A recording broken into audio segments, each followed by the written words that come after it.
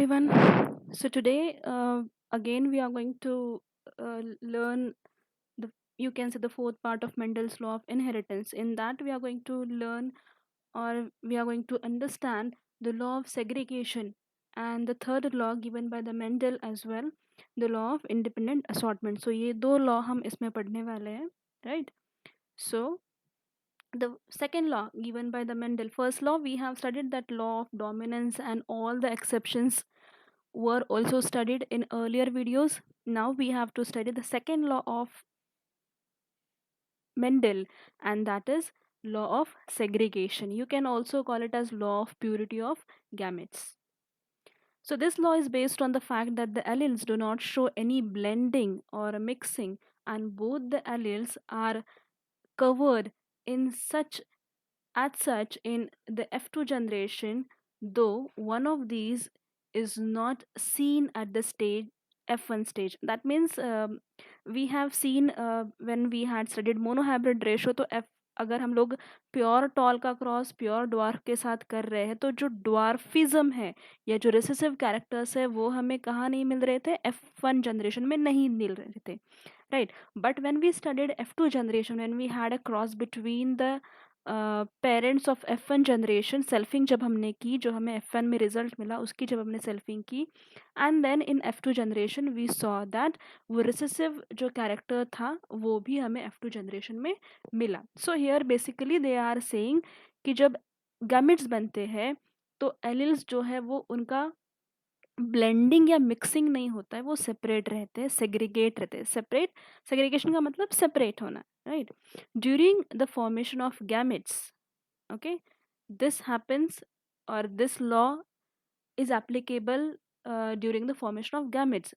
The two alleles, or you can say factors, obviously separate or segregate, otherwise recessive type will not appear in F2 generation, right? So जो दो alleles होते हैं, मान लीजिए tallness का जो दो allele है, capital T and small T, right? तो इन दो एलिल्स को, या फिर आप बोलिए कि कैपिटल टी भी है, अगर स्मॉल टी भी है, तो ये जो दो एलिल्स है इनको सेपरेट होना ही है, ये सेपरेट ही होंगे, कभी मिक्स नहीं होंगे. दोनों के दोनों जो एलिल्स है कभी एक ही गमेट में नहीं चले जाएंगे, दोनों एलिल्स जो है वो सेपरेट होके अलग अलग गमेट्स में जाएंगे, जिसकी वजह से जो रिसेसिव टाइप है वो हमें वापस F2 जनरेशन में मिलेगा. ठीक है? The gamete which are formed are always pure for the particular character और ट्रेट. अब सेपरेट हो रहे हैं एलिल्स जो है वो सेपरेट हो रहे हैं, सेग्रीगेट हो रहे हैं, तो इसीलिए जो गैमेट्स है वो उस कैरेक्टर के लिए प्योर होगा. A gamete can carry either dominant or recessive factor but not both. मतलब एक गैमेट में एक ही फैक्टर जाएगा, या तो वो डोमिनेंट होगा या तो वो रिसेसिव होगा, या तो वो अगर टॉलनेस की बात करें तो कैपिटल टी होगा या फिर स्मॉल टी होगा. एक ही गैमेट में कैपिटल टी या फिर स्मॉल टी या फिर कैपिटल टी स्मॉल टी नहीं जाएगा, वो अलग अलग ही होने वाले हैं. ठीक है? That is why it is called as law of purity of gametes, because pure character मिलने वाले हैं because of the segregation of alleles. The law states that when hybrid, that is F1 generation, whenever we get, forms gametes, the alleles segregate from each other and enters in different gametes. जो जब हमें hybrid मिल रहा है F1 में, tallness की जब बात करते हैं तो जो हाइब्रिड का जीनोटाइप होता है वो होता है कैपिटल टी स्मॉल टी. ठीक है? तो इनके जब गैमेट्स बनेंगे, इस हाइब्रिड के जब गैमेट बनेंगे, तो एक गैमेट में कैपिटल टी जाने वाला है, एक गैमेट में स्मॉल टी जाने वाला है. ठीक है? They are going to separate, they are going to segregate. एक ही गैमेट में कैपिटल टी स्मॉल टी एक साथ मिक्स नहीं होंगे, एक साथ प्रेजेंट नहीं होंगे, वो सेपरेट होंगे. The gametes formed are pure in that way and carry only one allele each.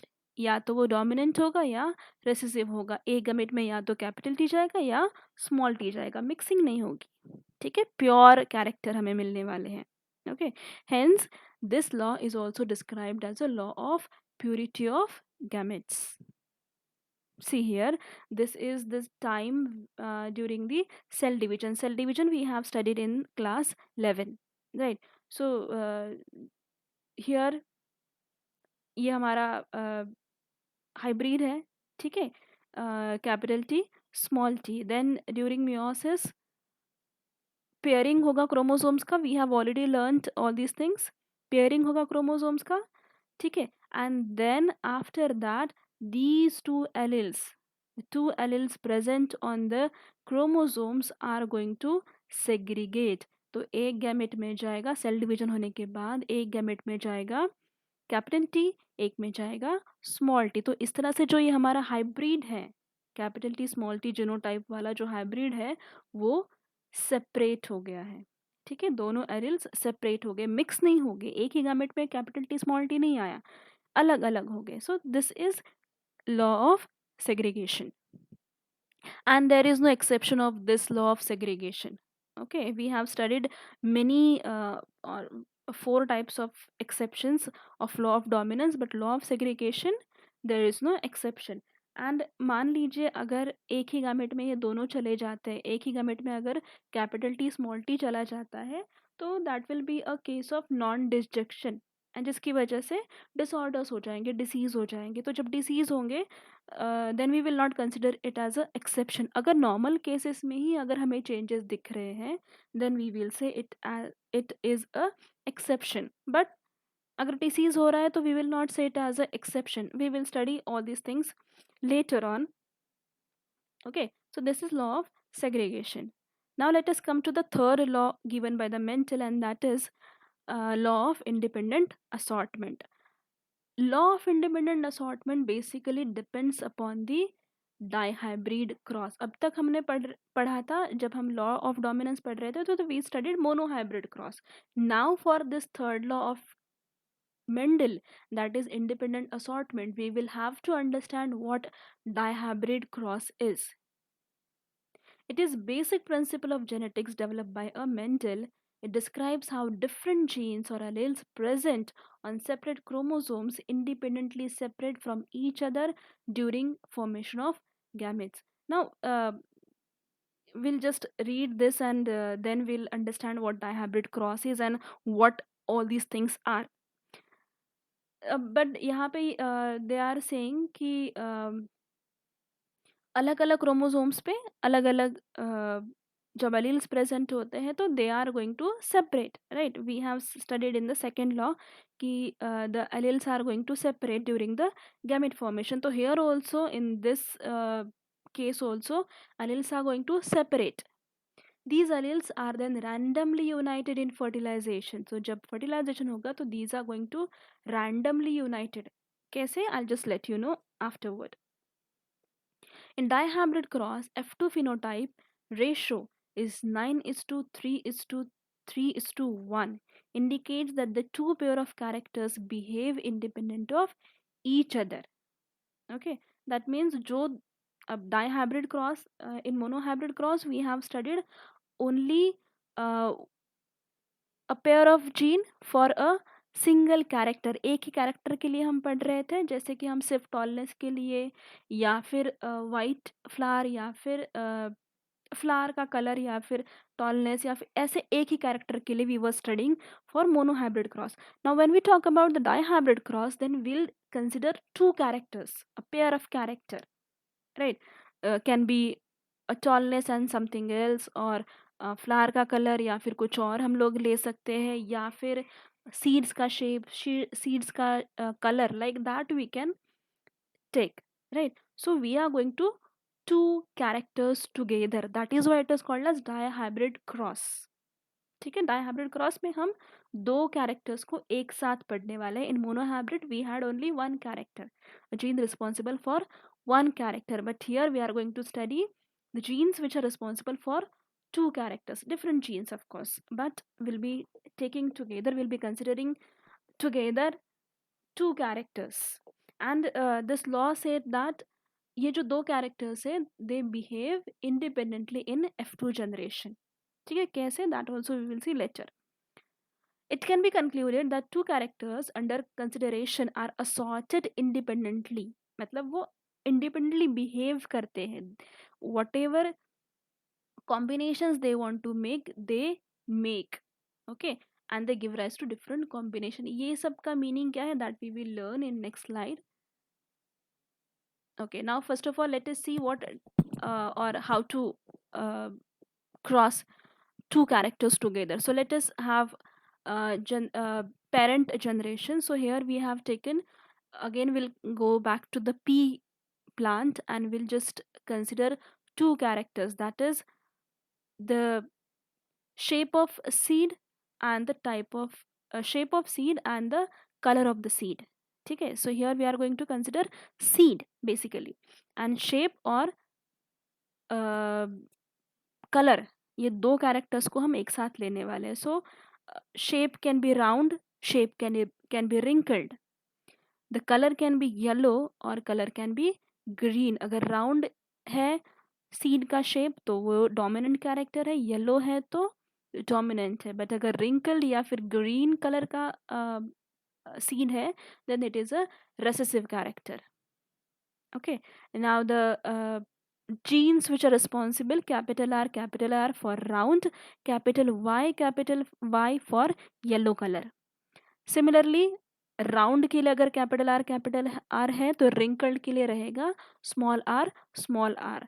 Yellow के लिए अगर कैपिटल वाई है तो ग्रीन के लिए ऑब्वियसली स्मॉल वाई रहेगा. ठीक है, so these are our parents, pure parents, right? Round yellow and wrinkled green with total dominant alleles and total recessive alleles. Now let us form the gametes. Gametes में हमें simply क्या करना है, ये round का एक कैपिटल आर यहाँ लिखना है और येलो का एक कैपिटल वाई यहाँ लिखना है. ठीक है, कॉम्बिनेशन बनेगा ये. एंड यहाँ पे small R small Y. These are the gametes formed of these two parents. ठीक है, नाउ मोनोहाइब्रिड में हम लोग क्या करते थे, सिर्फ एक ही कैरेक्टर को कंसिडर करते थे, सिर्फ ये कैरेक्टर हमने कंसिडर किया था मोनोहाइब्रिड में, तो हम सिंपली यहाँ पे आर लिखते थे, बट यहाँ पे we are considering two characters, so इसीलिए हमने कैपिटल आर और कैपिटल वाई लिखा है. सिमिलरली रेसेसिव पेरेंट के साथ भी होगा small R small Y. Now let us see the F1 generation. F1 generation में when we'll just make a cross, then we'll get a round yellow seeds. We know that recessive character F1 generation में express नहीं होते, वो होते हैं F2 generation में. Correct? So F1 generation में हमें क्या मिलने वाला है, round and yellow seeds, but genotype will be capital R, capital Y, small y. ठीक है, ये पनेट स्क्वायर से you can verify this. You know how to do that now, right? So you can try this at home and just see uh, about the F1 generation. Now what we do after getting F1 generation, we self that with the same parent, right? तो round yellow इसी same genotype के साथ हम selfing करेंगे, crossing करेंगे. ठीक है, तो round yellow seeds with round yellow seeds only with the same genotype, capital R small r, capital Y small y, capital R capital small r, capital Y small y. So selfing हो गई. Now again we'll have to make Punnett square. We'll have to see the gametes first. So these are the gametes. अब simply आपको क्या करना है gametes बनाने के लिए, ये पहला जो है एलिल ये लिख देना है कैपिटल आर. ठीक है, और इसका हमने लिख दिया कैपिटल आर. ठीक है, देन ये कैपिटल वाई यहाँ आया, कैपिटल वाई यहाँ आया. ओके, सो गैमेट्स बन गए. एक सी गैमेट्स बनाने के लिए ये आर जो है ये इस वाई के साथ जाएगा, ये आर जो है ये इस वाई के साथ भी जा सकता है, इस वाई के साथ भी जा सकता है. मतलब कैपिटल आर जो है वो कैपिटल वाई के साथ भी जा सकता है, स्मॉल वाई के साथ भी जा सकता है. स्मॉल आर जो है वो कैपिटल वाई के साथ भी जा सकता है या फिर स्मॉल वाई के साथ भी जा सकता है. Similar thing goes with the this allele of yellow and green color also. That means capital Y जो है वो कैपिटल R के साथ भी जा सकता है या फिर स्मॉल r के साथ भी जा सकता है. स्मॉल y कैपिटल R के साथ भी जा सकता है, स्मॉल आर के साथ भी जा सकता है, ठीक है। तो combination can be anything, and इसी को हम इंडिपेंडेंट असॉर्टमेंट कहते हैं। That means alleles they have freedom to go anywhere, right. There is no restriction कि कैपिटल आर कैपिटल वाई के साथ ही जाने वाला है। It can go with either capital Y या फिर small y. So they have this freedom to go anywhere. That is only the independent assortment. They are independent to form any combination. ठीक है। कैपिटल आर कैपिटल वाई का combination बन सकता है, capital R small Y का combination बन सकता है, स्मॉल आर कैपिटल वाई का कॉम्बिनेशन बन सकता है, या फिर स्मॉल आर स्मॉल वाई का कॉम्बिनेशन बन सकता है। तो any combination can be formed and that is the independent assortment. ठीक है, किसी के साथ भी वो पेयर कर सकता है, डोमिनेंट या फिर रेसेसिव के साथ। Okay, now let us have a Punnett square again. तो यहाँ हमने इसके गामेट्स लिख दिए हैं। ये capital R capital Y, capital R small Y, small R capital Y, small R small Y. ठीक है, सिमिलरली हम लोग ने यहाँ पे भी दूसरे पैरेंट के जो गमेट बनेंगे वो हमने लिख दिए हैं। ठीक है, now will have the combination. You can see इस तरह के कॉम्बिनेशंस बनेंगे। Okay, in that you will find capital R capital Y, capital Y. ये जो आपको ग्रीन कलर में दिख रहे हैं ये सारे क्या है, कैपिटल आर और कैपिटल वाई, मतलब एक एक डोमिनेंट एलिल जो है इसमें प्रेजेंट है। तो ऑब्वियसली क्या होने वाला है, राउंड येलो हमें सीड्स मिलने वाली है, राइट। यहाँ these with red colour if you will see, तो कैपिटल आर स्मॉल वाई, यहाँ पे भी you will see capital R small R capital Y, sorry small Y, यहाँ पे भी capital R small Y small Y. So ये तीन जो आपको कॉम्बिनेशन मिलते हैं इनमें if you will see capital R तीनों में प्रेजेंट है, दैट मीन्स राउंड सीड्स होने वाले हैं। बट जो हमारा कलर है सीड का उसके लिए इफ़ यू विल सी तो तीनों में रेसेसिव एलिल्स है, तो ग्रीन कलर आएगा। ठीक है, तो ये 3 अलग कॉम्बिनेशन बने, ये 9 अलग कॉम्बिनेशन बने जिसमें हमें राउंड येलो सीड्स मिली हैं, 9 कॉम्बिनेशन है। ठीक है, ये 3 कॉम्बिनेशन मिले जिसमें हमें राउंड ग्रीन सीड्स मिल रहे हैं। Then again come to this blue coloured, यहाँ पे इफ़ यू विल सी हर जगह स्मॉल आर है, मतलब रिंकल्ड सीड्स हो गई, और हर जगह कैपिटल वाई, एक एटलीस्ट कैपिटल वाई तो प्रेजेंट है। दैट मीन्स येलो कलर मिलेगा, तो रिंकल्ड येलो कलर के हमें सीड्स मिलने वाले हैं। ठीक है, रिंकल्ड येलो कलर, ये 3 हमें मिले। Round green colour, round green colour, ये 3 हमें मिले। रिंकल्ड येलो कलर, ठीक है, और एक हमें मिल रहा है with total recessive alleles, so that will B wrinkled green. ठीक है, तो 9 कॉम्बिनेशन हमें मिल रहे हैं राउंड येलो के, 3 कॉम्बिनेशन हमें मिल रहे हैं राउंड ग्रीन के, 3 और कॉम्बिनेशन मिल रहे हैं हमें रिंकल्ड येलो के, और एक कॉम्बिनेशन हमें मिल रहा है रिंकल्ड ग्रीन का। सो इस तरह से द रेशो वी गेट, यहाँ पे भी आप देख सकते हो, सी ये सारे राउंड, ये जो 9 आपको दिख रहे हैं ये सारे राउंड येलो है, ये 3 जो दिख रहे हैं ये राउंड ग्रीन है, यहाँ ये जो 3 दिख रहे हैं ये है रिंकल्ड येलो, और एक हमें मिल रहा है रिंकल्ड ग्रीन। सो इस तरह से phenotypic, this is the phenotypic ratio. ठीक है, सो फिनोटिपिक रेशो है 9:3:3:1। 9 हमें मिल रहे हैं राउंड येलो, 3 हमें मिल रहे हैं राउंड ग्रीन, 3 मिल रहे हैं रिंकल्ड येलो, और एक मिल रहा है wrinkled green. So this is a phenotypic ratio जो हमें दिख रहे हैं characters, right. And if you will see genotype, then it will be 1:2:1 is to 2:4:2:1:1. No one is going to ask you this. You'll have to just remember the phenotypic ratio for a dihybrid cross, and that is 9:3:3:1. ठीक है। Again same यहाँ पे भी दिखाया है, same thing है। ठीक है, ये गैमेट्स है, F2 जनरेशन में सेल्फिंग के बाद जो गैमेट बने हैं ये दोनों गैमेट है दोनों पेरेंट्स के। And then again you can see 9 combination ये है, 3 कॉम्बिनेशन हमारे पास रिंकल्ड येलो के हैं, 3 कॉम्बिनेशन राउंड ग्रीन के हैं और एक कॉम्बिनेशन है रिंकल्ड ग्रीन का। ठीक है, सो अगेन 9:3:3:1 रेशो में हमें मिल रहा है। So the law state that when hybrid possessing two or more pair of contrasting factor alleles, मतलब दो अलग अलग कैरेक्टर्स के लिए हमारे पास 4 एलील बन जाते हैं। ठीक है, they form gamete and the factor in each pair, अब पेयर में जाएगा बिकॉज यहाँ पे हमारे पास दो एलील्स, दो दो एलील्स है दो अलग अलग जीन के लिए, मतलब 4 एलील्स है।